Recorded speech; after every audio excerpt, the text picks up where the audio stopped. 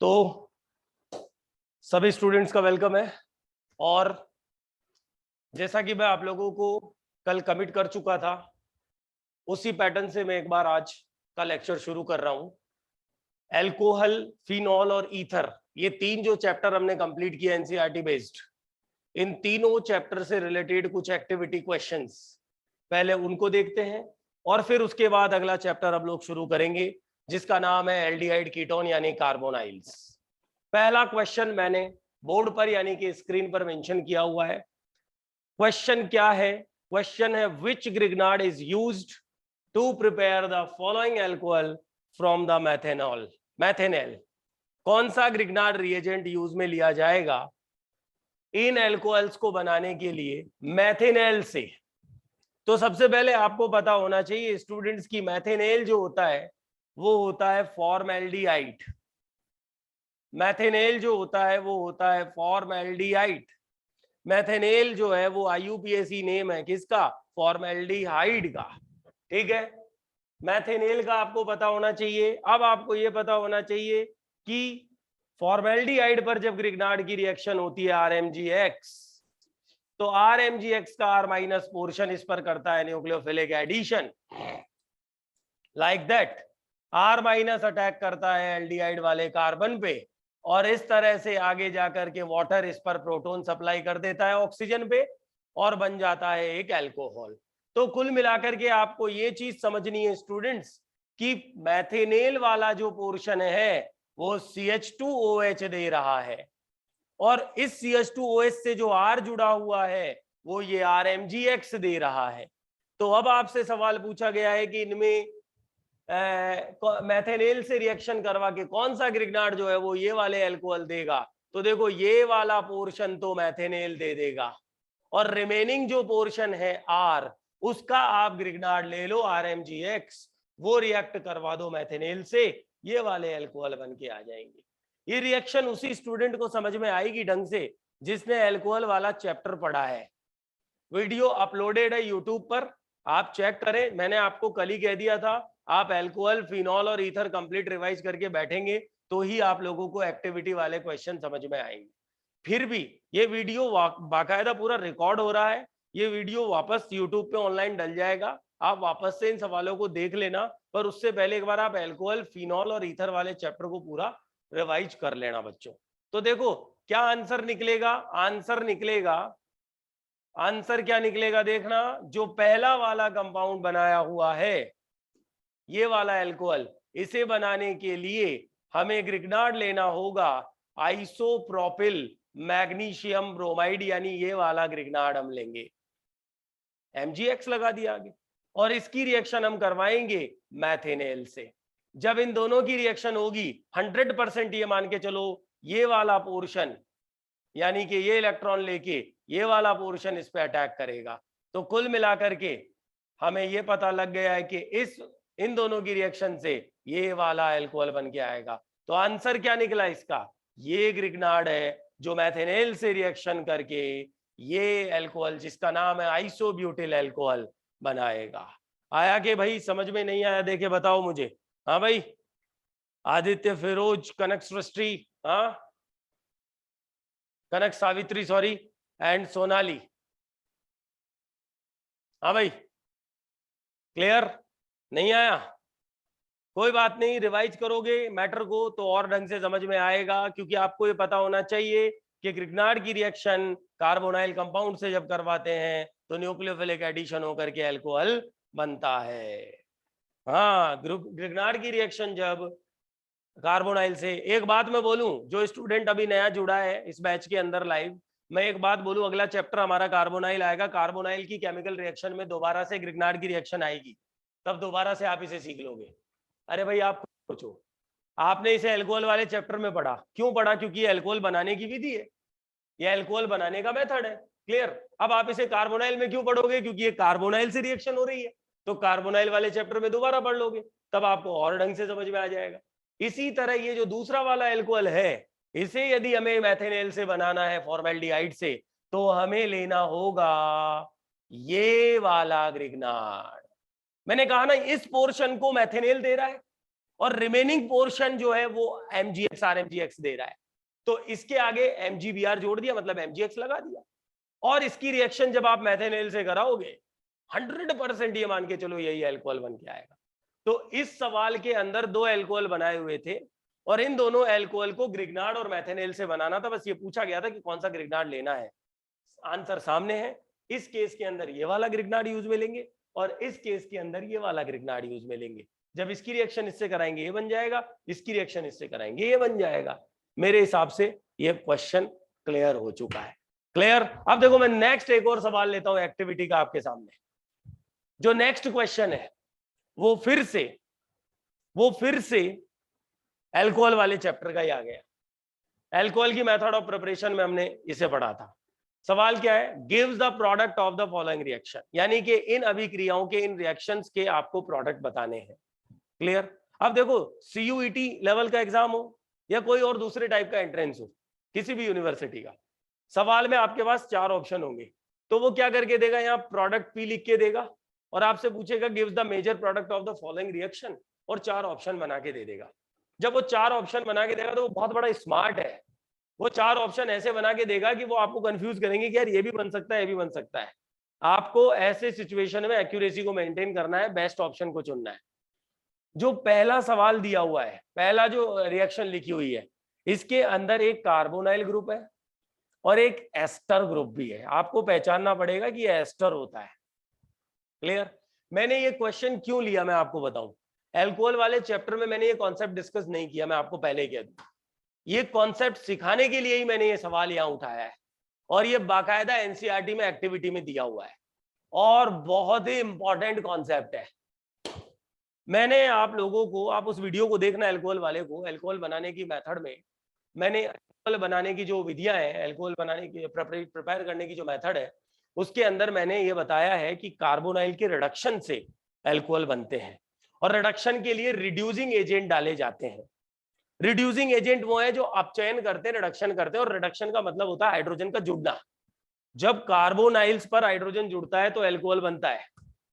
ये एक कॉन्सेप्ट हो गया। लेकिन यहां पर कार्बोनाइल के अलावा एक एस्टर ग्रुप भी है। अब आपको ये ध्यान रखना है कि सोडियम बोरोहाइड्राइड एस्टर का रिडक्शन नहीं करता, केवल कार्बोनाइल का रिडक्शन करता है। कार्बोनाइल मतलब एल्डिहाइड कीटोन, यहां कीटोन है, एल्डिहाइड नहीं है। एस्टर है, एस्टर का रिडक्शन नहीं करता। तो हमने इस केस का फाइनल प्रोडक्ट बना दिया ये, और यहीं पर नीचे साथ में लिख लिया that sodium borohydride does not reduces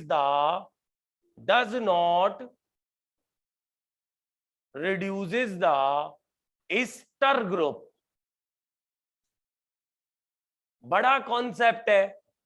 sodium borohydride ester का रिडक्शन कभी नहीं कर पाता। अगर इसकी जगह, तो देखो मैं क्या कर रहा हूं, मुझे थोड़ा सा स्पेस चाहिए, तो देखो मैं चलो नीचे लिख देता हूं इस एग्जांपल का एक और केस है इसमें, वो मैं ऐसे नीचे लिख देता हूं। यदि इस केस के अंदर पावरफुल रिड्यूसिंग एजेंट, मैंने क्या नाम लिया? पावरफुल रिड्यूसिंग, यानी जो बहुत पावर रखता है रिडक्शन करने की। इस केस में यदि लिथियम एल्यूमिनियम हाइड्राइड ले लेते तो ये इतना पावरफुल एजेंट है, ये किसी भी फंक्शनल ग्रुप को बच्चों नहीं छोड़ता है, ये सबका रिडक्शन करता है, चाहे एस्टर हो, चाहे कार्बोनिल हो, चाहे कीटोन हो, एल्डिहाइड हो, और दूसरे भी बहुत सारे, ये सबका रिडक्शन करता है।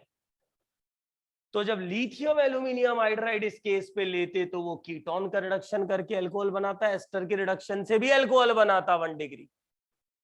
लेकिन हमने क्या लिया था? सोडियम बोरो। ये ज्यादा सेलेक्टिव है। इसकी सेलेक्टिविटी क्या कहती है? ये एस्टर का नहीं करता, ये कीटोन का ही करता है। एस्टर वैसा का वैसा मिल जाता है। यदि सेलेक्टिविटी के साथ आप रिडक्शन कराना चाहते हो तो बोरोहाइड्राइड को डालो, और यदि आपको दोनों को रिड्यूस करना है तो आप लिथियम एल्यूमिनियम हाइड्राइड को डालो। अब सवाल बनता है सोडियम बोरोहाइड्राइड का, क्योंकि बच्चों को ये याद नहीं रहता कि ये केवल कीटोन का करता है, एस्टर का नहीं करता।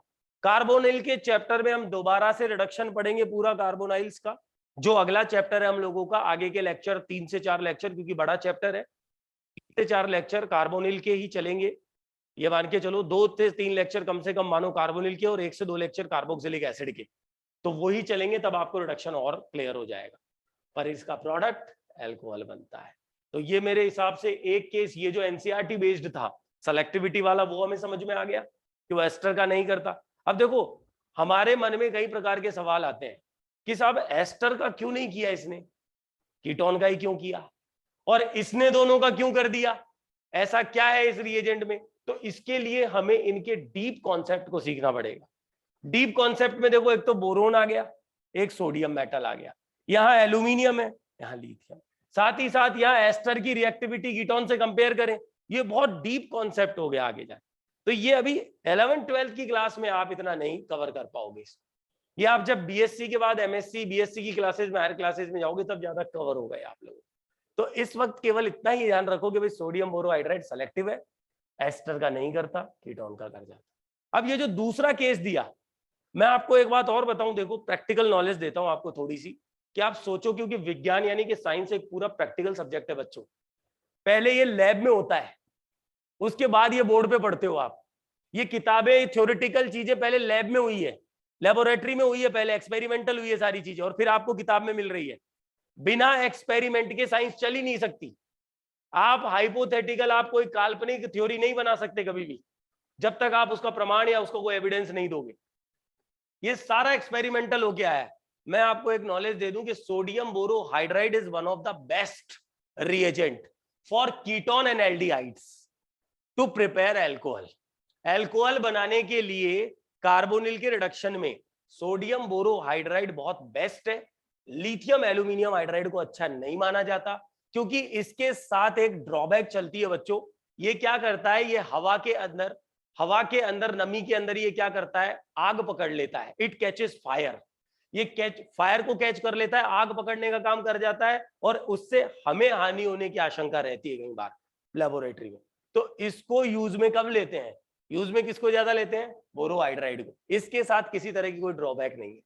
क्लियर रहेगी ये बात। तो ये एक्सपेरिमेंटल छोटी मोटी नॉलेज भी अगर हम लेके चल रहे हैं तो क्या दिक्कत है। दूसरा जो केस है उसमें केवल एल्डिहाइडिक ग्रुप डाला हुआ है, आगे कोई फंक्शनल ग्रुप है ही नहीं, और हमें पता है कि ये कीटोन और एल्डिहाइड दोनों का करता है, एस्टर का नहीं करता। मैंने आपको ये सिखा दिया। इस केस का फाइनल प्रोडक्ट बनेगा प्राइमरी अल्कोहल। अब आप उस चैप्टर में चेक करना, मैंने सबसे पहले कार्बोनिल के रिडक्शन से अल्कोहल बनाने में यही बताया है कि कीटोन से बनता है 2 डिग्री अल्कोहल और एल्डिहाइड से बनता है 1 डिग्री अल्कोहल। ये ध्यान रखना।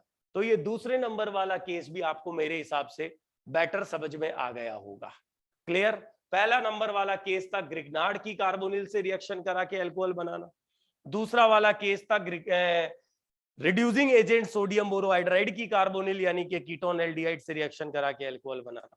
इस बहाने आपकी दोबारा से रिवीजन हो रहा है कि किन किन मेथड से अल्कोहल बनता है। क्लियर है। इसका फायदा मिलता है, इसलिए हमेशा चैप्टर के साथ में एक्टिविटी क्वेश्चंस को सॉल्व करके चले तो बहुत अच्छा हमें एक्सपीरियंस मिलता है सब्जेक्ट का। तीसरे नंबर का सवाल अब मैं आप लोगों को दे रहा हूं सॉल्व करने के लिए। आप क्या करो, मैंने आपको बोला था कि एक पेज या रफ पेज वगैरह लेके आप बैठना लाइव क्लास में, जो भी स्टूडेंट प्रेजेंट है, क्योंकि आप ऑर्गेनिक केमिस्ट्री पढ़ रहे हो। तो ये तो ऑर्गेनिक का नियम है बच्चों, बिना लिखे तो ऑर्गेनिक कभी याद होती नहीं है। ये तो नियम रहा है ऑर्गेनिक का। अगर आपने इसको केवल यूं देखा किताब में कि नहीं ये इससे बन रहा है इससे बन रहा है, तो भूल जाना जिंदगी में कि कभी आप ऑर्गेनिक को याद रख पाओगे। हमेशा पेन और कॉपी लेके याद करना ऑर्गेनिक को, ये नियम है ऑर्गेनिक का। हमेशा पेन और कॉपी से लिखते हुए याद करते हैं और हमेशा रिवाइज करते चलते हैं चैप्टर को बार बार, तब जाके ऑर्गेनिक याद होती है। तो ये जो 2 सवाल दिए हुए हैं इनको आप सॉल्व करो। मैं आपको टाइम दे रहा हूं 2 मिनट का, यहाँ पर लाइव क्लास में मैं आपको टाइम दे रहा हूं। सवाल पूछा जा रहा है, gives the decreasing order of BP. BP का मीनिंग है बॉइलिंग पॉइंट।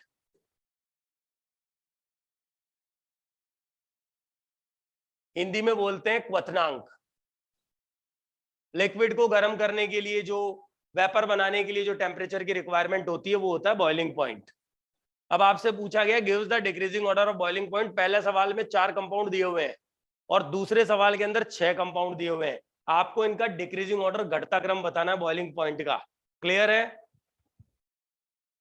आप मुझे आराम से चैट में ऑर्डर लिख के भेजोगे, चैट के अंदर आप मुझे ऑर्डर लिख के भेज सकते हो आराम से। मैंने 1 2 3 4 लिख रखा है कंपाउंड के नीचे।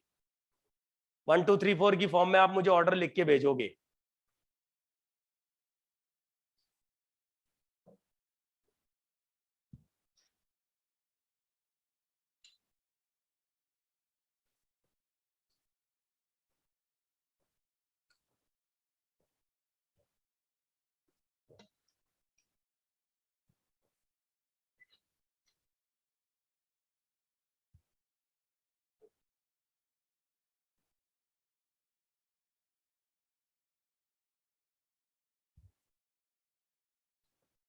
आदित्य का रिप्लाई आया फर्स्ट जो एग्जांपल है उसका, उसने ऑर्डर भेज दिया है 1342। और स्टूडेंट्स भी भेजेंगे मुझे ऑर्डर, जिन जो अप्रोच कर पा रहे हैं इसमें वो मुझे ऑर्डर भेजेंगे फटाफट से।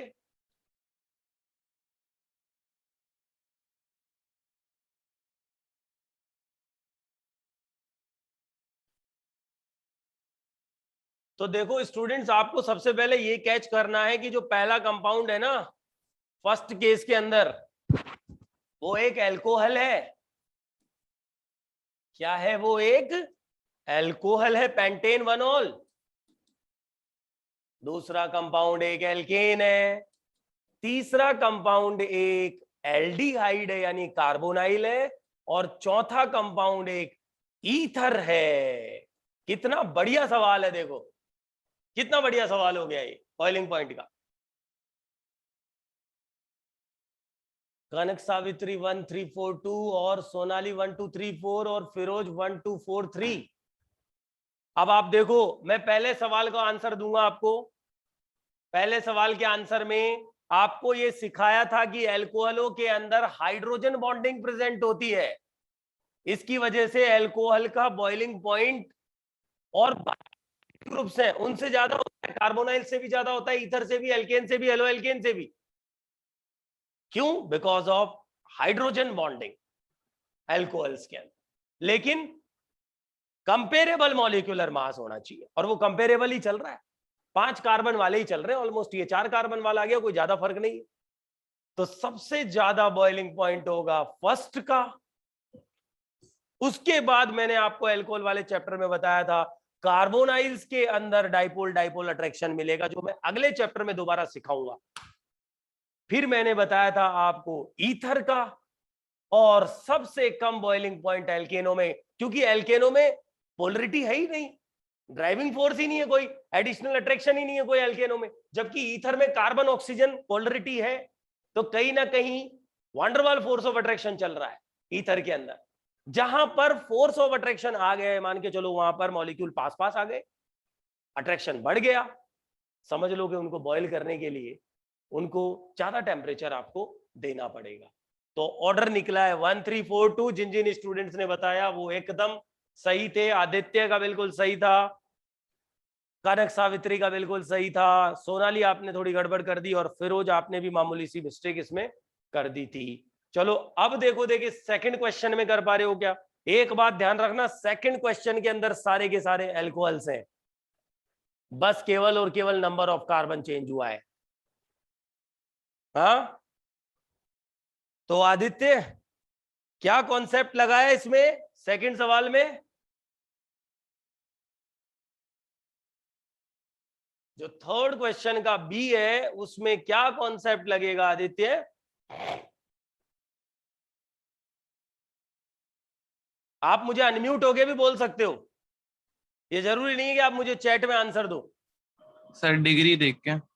डिग्री या नंबर ऑफ कार्बन? हाँ sir, number of carbon. Number of carbon. शाबाश बेटा शाबाश, नंबर ऑफ कार्बन, क्योंकि वो मॉलिक्यूलर वेट वही मतलब हो गया बिल्कुल। कनक सावित्री बिल्कुल molecular weight, number of carbon atom, मतलब नंबर ऑफ कार्बन एटम के डायरेक्टली प्रोपोर्शनल होता है बॉइलिंग पॉइंट।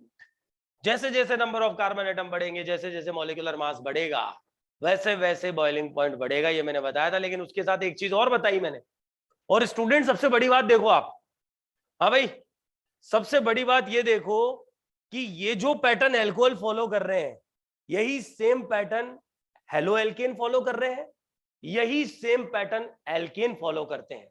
अब एल्केन तो 11th क्लास में था चैप्टर में, वो 12th में नहीं है, इसलिए एल्केन वाला चैप्टर हमने नहीं पढ़ा। लेकिन हमने हेलो एल्केन पढ़ा, तब भी मैंने यही कहा था, boiling point directly proportional to number of carbon atom, inversely proportional to branching, inversely proportional to branching alcohol के लिए भी। अब आप ये सोचो कि यहाँ पे नंबर ऑफ कार्बन अगर आप काउंट करोगे तो आपको मिलेंगे कितने, 5। ये पेंटेन वनॉल है, यहां पर कितने हैं, 4। ये ब्यूटेनॉल है, यहां पर कितने हैं, फिर से 4। ये ब्यूटेन का 2 ऑल है, यहां कितने हैं, 2। यहां पे 3 और यहां पे 1। तो जहां पे नंबर ऑफ कार्बन एटम ही घट गए, बढ़ गए, जिसमें ज्यादा उसका बॉइलिंग पॉइंट ज्यादा। दिक्कत आपको सिर्फ यहां पे आएगी, जहां number of carbon atom equal आ गए, वहां आप ब्रांचिंग को चेक कर लो, शाखाएं देख लो। जहां ब्रांचिंग बढ़ जाए, समझ लो उसका बॉइलिंग पॉइंट घटेगा। इसका मतलब ये हो गया कि सेकंड वाले का बॉइलिंग पॉइंट थर्ड वाले से ज्यादा आएगा। तो अब सारा ही कॉन्सेप्ट जब मैंने बता दिया है, तो फिर ऑर्डर भी हम लिख लेते हैं। ऑर्डर सबसे ज्यादा 5 कार्बन वाला फर्स्ट, उसका बॉइलिंग पॉइंट। उसके बाद 4 कार्बन वाले सेकंड और थर्ड, जिसमें ब्रांचिंग का कॉन्सेप्ट लग रहा है, सेकंड का थर्ड से ज्यादा। उसके बाद फोर्थ में 2 ही कार्बन, 5 में 3 कार्बन, 6 में 1 कार्बन। ऑर्डर आपके सामने है, 5 4 6, 1 2 3 5 4 6, ये ऑर्डर आएगा। इसमें केवल सेकंड और थर्ड में ब्रांचिंग वाला कंसेप्ट लग रहा है, और बाकियों में नंबर ऑफ कार्बन एटम वाला कंसेप्ट लग रहा है। बच्चों में एक बात कह दूं आपको गारंटी से, कि फिजिकल प्रॉपर्टी भौतिक गुण का सवाल जो आएगा वो यही पैटर्न में आएगा। 2 पैटर्न सिखाए आपको, या तो वो नंबर ऑफ कार्बन एटम या ब्रांचिंग के साथ मिक्स करके देगा ऑर्डर को, या फिर वो 4 अलग अलग तरह के कंपाउंड फंक्शनल ग्रुप लिख के देगा और इनके बॉइलिंग पॉइंट को कंपेयर करवाएगा। आपको सारा कॉन्सेप्ट मैंने सिखा दिया है विथ एग्जांपल। अब आपका काम बस ये है कि आप इसको डेली टाइम टू टाइम, जब भी आपको समय मिलता जाए, इसे दोबारा रिवाइज करेंगे। क्योंकि जब तक आप रिवाइज नहीं करेंगे, ये माइंड में याद नहीं होगा, तो एग्जाम में अटेम्प्ट कैसे करोगे। आज आपने पढ़ लिया, 3 दिन पहले आपने पढ़ा, आज फिर पढ़ लिया, और आपने 7 दिन 10 दिन इसको नहीं पढ़ा, आगे जाके आपने 15 दिन छोड़ दिया, इसको पढ़ा ही नहीं, तो आप फिर भूल जाओगे। आप फिर अटक जाओगे कि यार एल्डिहाइड और अल्कोहल में से किसका ज्यादा है, भूल गए आप। कम से कम 4 से 5 बार मैटर रिवीजन मांगेगा, तब जाके आपकी इतनी प्रैक्टिस हो जाएगी कि जुलाई में जब सीयूईटी का एग्जाम होगा, आप आराम से इसे अटेम्प्ट कर पाओगे। ये है फैक्ट केमिस्ट्री का। क्लियर। ये 3rd नंबर का सवाल मैं मानता हूं मोस्ट इंपॉर्टेंट सवाल था, बहुत बढ़िया सवाल था, और ये मैंने आपको सॉल्व करा दिया है। ठीक है, वीडियो रिकॉर्डेड आपको दोबारा से ऐप पर मिल जाएगा यूट्यूब पे। जिन स्टूडेंट को समझ में नहीं आया वो वीडियो को दोबारा चला लेना और दोबारा से सीख लेना। क्लियर। आगे बढ़े अब अपन 4th क्वेश्चन की तरफ बढ़ते हैं। 4th क्वेश्चन मैं ही आप लोगों को सॉल्व करवाऊंगा। ये सवाल अब आ चुका है फिनॉल वाले चैप्टर से। फिनॉल वाले चैप्टर में ये देखो सवाल क्या है, gives the major product of the following reaction. इस रिएक्शन का मेजर प्रोडक्ट बताओ। रिएक्शन क्या है, मोनोनाइट्रेशन ऑफ 3 मिथाइल फिनॉल। सबसे पहले आपको ये पता होना चाहिए कि फिनॉल होता है बेंजीन रिंग पर एक OH जोड़ दें, और इसकी 3rd पोजीशन पे हमने मिथाइल जोड़ दिया, तो ये बन गया 3 मिथाइल फिनॉल, जिसका फेमस नाम है मेटाक्रिसोल। एम आई राइट। मेटाक्रिसोल इसका नाम होता है। मेटाक्रिसोल का मोनोनाइट्रेशन करवाया जा रहा है। इसका मतलब ये है डाइल्यूट HNO3 डाल के नाइट्रेशन रिएक्शन पढ़ चुके हैं ना हम फिनॉल की। NO2+ जुड़ता है, अगर कॉन्सेंट्रेटेड डाल देते हैं तो पिक्रिक बनता है, और अगर डाइल्यूट डालते हैं तो ऑर्थो और पैरा बनते हैं। अब बात देखो, ये एनसीईआरटी का सवाल है, मैंने खुद ने आपको नहीं दिया लेवल बढ़ा के, ये एनसीईआरटी 12th में दिया हुआ एक्टिविटी में।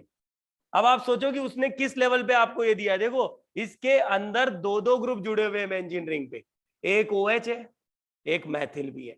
दोनों ही इलेक्ट्रॉन रिलीजिंग ग्रुप हैं, दोनों ही एक्टिवेटिंग ग्रुप होते हैं, दोनों ही रिंग की एक्टिविटी को बढ़ाते हैं, रिएक्टिविटी को बढ़ाते हैं फॉर नाइट्रेशन। लेकिन अब बात की जाए कि नाइट्रेशन रिएक्शन के अंदर अटैक करने वाला इलेक्ट्रोफाइल NO2+ है।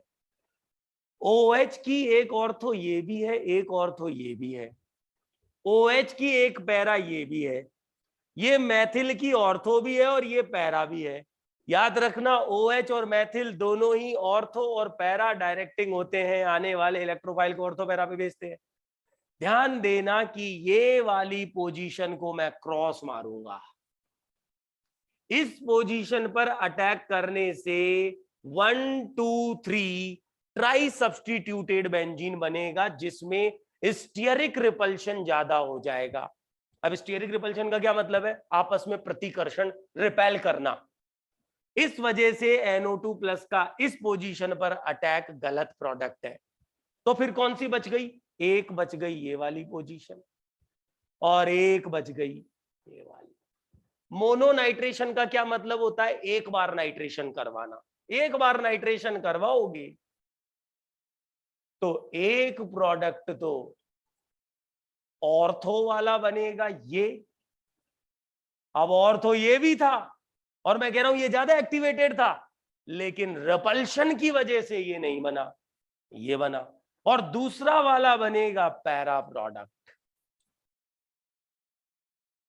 वो होगा कौन सा मेजर? कोई मेजर नहीं, मिक्सचर ऑफ प्रोडक्ट आते हैं फिनॉल के अंदर।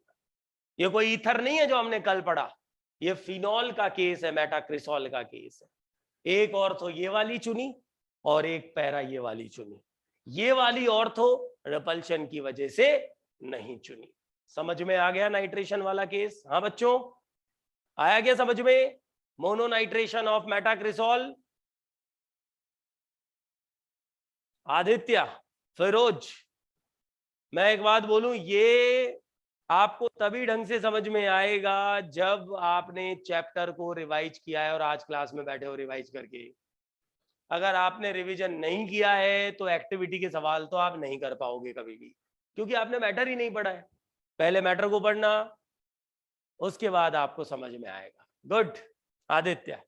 देखो अगला सवाल जो है वो और भी कॉम्प्लिकेटेड है। डाइनाइट्रेशन ऑफ मेटाक्रिसॉल। तो डाइनाइट्रेशन में क्या होगा? एक साथ 2 बार नाइट्रेशन होगा, डबल टाइम। कंसंट्रेटेड HNO3 से क्या बेटा? कंसंट्रेटेड HNO3 से। कंसंट्रेटेड HNO3 से होगा। लेकिन सबसे बड़ी विशेषता क्या है कि डाइनाइट्रेशन में, सॉरी, वो जो दोनों पोजीशन एक्टिवेटेड थी ना, उन दोनों पर नाइट्रो जुड़ जाएगा एक साथ। एक तो आपने देखा मोनोनाइट्रेशन करवाया डाइल्यूट से, तो एक बना ये प्रोडक्ट और एक बना ये प्रोडक्ट, मिक्सचर ऑफ प्रोडक्ट बने। लेकिन जब आपने एक साथ कंसंट्रेट डाल दिया डाइनाइट्रेशन कराने के लिए, तो दोनों पर एक साथ हो गया। अब ये प्रोडक्ट बना और ये पोजीशन पर अटैक नहीं हो सकता क्योंकि यहां रिपल्शन फैक्टर चल रहा है, इसलिए ये फाइनल प्रोडक्ट डाइनाइट्रेशन ऑफ द मेटाक्रिसॉल बन के आता है। ये ध्यान रखना, पहला केस था मोनोनाइट्रेशन ऑफ मेटाक्रिसॉल, दूसरा केस था डाइनाइट्रेशन ऑफ मेटाक्रिसॉल। क्लियर? तो ये बातचीत हो गई है हमारे क्वेश्चन नंबर 4 की एक्टिविटी के सवालों में। अब मैं आप लोगों को लेके चलता हूं क्वेश्चन नंबर 4 में ही एक और है, सी लास्ट एक और है, ये भी नाइट्रेशन का ही केस है, क्योंकि हमें देखना है एरो पर नाइट्रेटिंग मिक्सचर डाला हुआ है, HNO3 H2SO4 दोनों की रिएक्शन होके नाइट्रोनियम आयन बनता है। लेकिन अब जो ग्रुप लिखा हुआ है, हमें ये सीखना होगा कि ये जो ग्रुप हमारे सामने दिया हुआ है बेंजीन पर जो अटैच है, दैट इज ए एस्टर। ये ग्रुप, ये फिनोलिक एस्टर है बच्चों, और फिनोलिक एस्टर में नाइट्रोनियम का अटैक ऑर्थो और पैरा पर पॉसिबल होता है, लेकिन इसकी बड़ी साइज की वजह से, इसकी बड़ी साइज की वजह से पैरा प्रोडक्ट मेजर बन के आता है। पैरा प्रोडक्ट मेजर बनता है। इसी केस में यदि, सुनो, ये तो फिनोलिक एस्टर है, कल की क्लास याद है आप लोगों को, ईथर वाली, फिनोलिक ईथर लिया था क्या हमने? देखो ये लिया था। क्या इसका हमने नाइट्रेशन करवाया था? करवाया था। कौन सा मेजर बनाया था? पैरा मेजर बनाया था। इस केस का भी पैरा मेजर, उसमें तो केवल मिथाइल ही आया, ऑर्थो पे रिपल्शन बढ़ गया।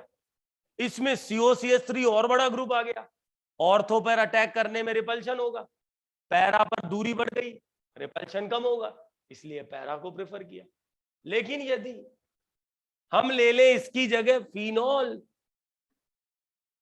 या एनिलीन NH2, तो ऐसे समूह, ऐसे ग्रुप्स के साथ ऑर्थो और पैरा दोनों प्रोडक्ट बन के आते हैं, क्योंकि वहां रिपल्शन कम हो जाता है।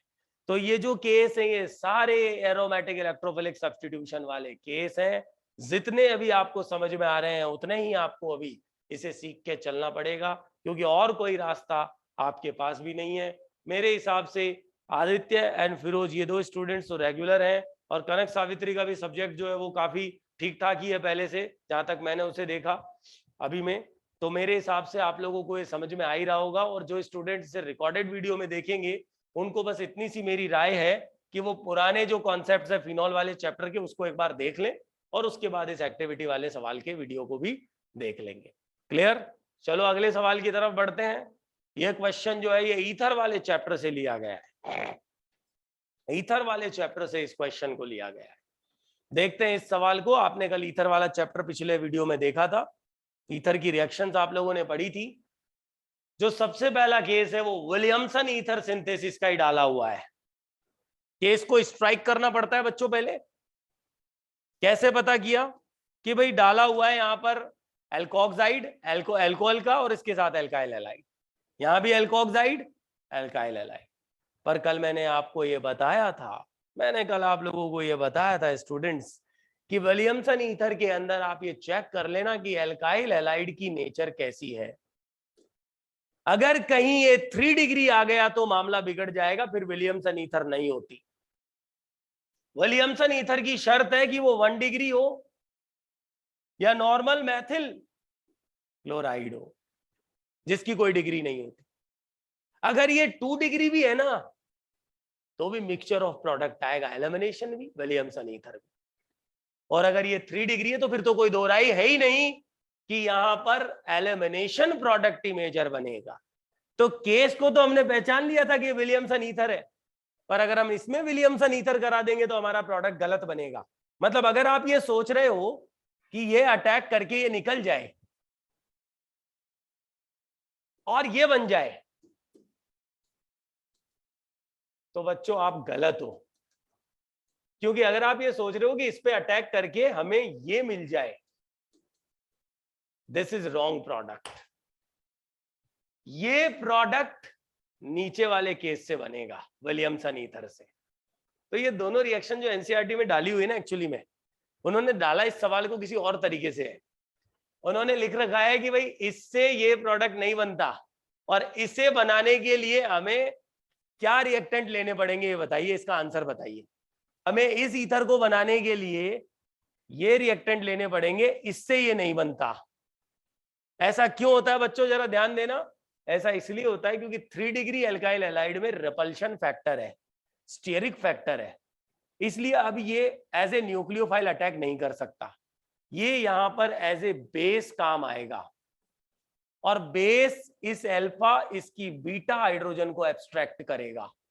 बीटा हाइड्रोजन के साथ क्लोरीन निकलेगा तो मुख्य प्रोडक्ट यानी कि मेन प्रोडक्ट बनेगा एक एल्कीन। ये केस एलिमिनेशन का केस बन गया।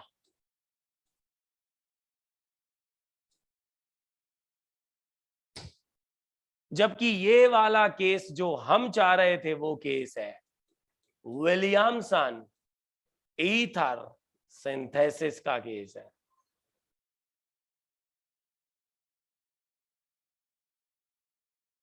और विलियमसन ईथर सिंथेसिस के अंदर हम SN2 कराते हैं बच्चों। कौन सी मैकेनिज्म कराते हैं? SN2। ये सारी चीजें जो मैंने लाइन टू लाइन सीख के चलना है आपको। हाँ, लाइन टू लाइन एक एक चीज एनसीईआरटी की कवर करके चलेंगे विथ एक्टिविटी। ये इसका प्रोडक्ट बनता है। तो ये तो कल वाले लेक्चर की एक्टिविटी के सवाल ही तो है स्टूडेंट्स, जो कल वाले लेक्चर को हमने पढ़ा ईथर वाले को। अब कल वाला तो रिवाइज किया ही होगा आप लोगों ने, तो कल वाला रिवाइज किया तो ये उसी का तो फैक्ट आया आपके सामने। बताइए इसमें क्या दिक्कत है किसी को? हाँ, और अगर आपको ये समझ में आ गया तो मुझे लगता है कि ये जो केस है लास्ट वाला, ये भी आपको समझ में आ जाएगा। देखो पीछे तो हम ईथर बनाने की मेथड से सवाल उठाया, एक्टिविटी से, और ये जो सवाल उठाया है ना, ये ईथर की केमिकल रिएक्शन है HI के साथ में। जब तक एग्जामिनर HI के साथ एक्सेस नहीं लिखे तब तक आप जीसेल मेथड को काम में मत लेना। अब उसने एक्सेस नहीं लिखा है तो हमें क्या करना है? हमें केवल और केवल लॉन पेयर पे HI के प्रोटॉन को अटैक करवाना है। जैसे ही ये अटैक करेगा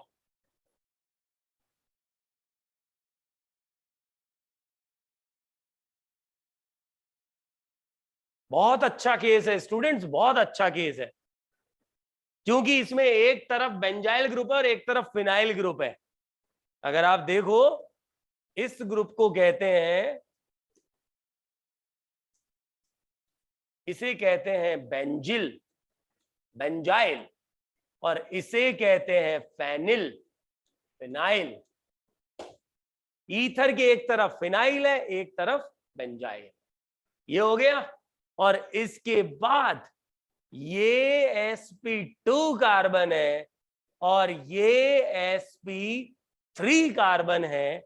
sp2 ऑक्सीजन बॉन्ड स्ट्रॉन्ग है, इसे तोड़ना ज्यादा मुश्किल है।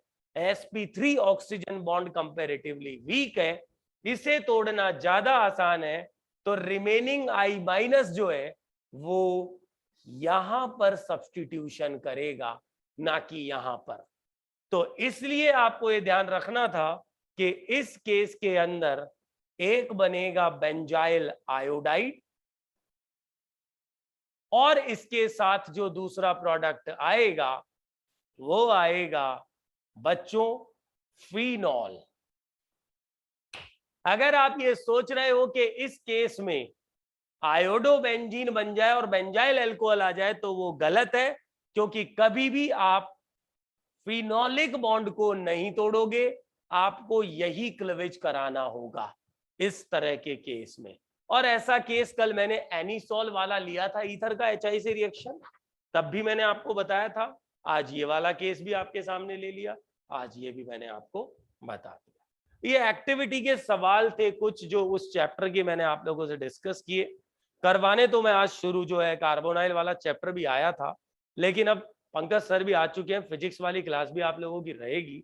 और क्योंकि कार्बोनाइल के प्रिपरेशन में मुझे टाइम लगेगा आपको सिखाने में, तो ऐसा करते हैं कि नेक्स्ट लेक्चर जो है यानी अगली क्लास जो है उसमें हम कार्बोनाइल वाले चैप्टर को कवर करते हैं। आपको आज टाइम मिल रहा है, हो सकता है कल संडे का आपको ऑफ भी मिल जाए एक, तो आपको करना क्या है कि जो पिछले चैप्टर मैंने करा दिए हैं आप टाइम यूटिलाइज करो, समय को बर्बाद मत करना। आप पिछले लेक्चर सारे रिवाइज करना, सारे वीडियोस ढंग से ऑब्जर्व कर लेना, ऑर्गेनिक को लिख कर आप रिवाइज करना। ठीक है बच्चों, तो आज इतना ही पढ़ते हैं। अगले लेक्चर में कार्बोनाइल वाले चैप्टर को हम शुरू करेंगे। अभी आप लोगों की फिजिक्स वाली क्लास रहने वाली। गुड बाय बच्चों।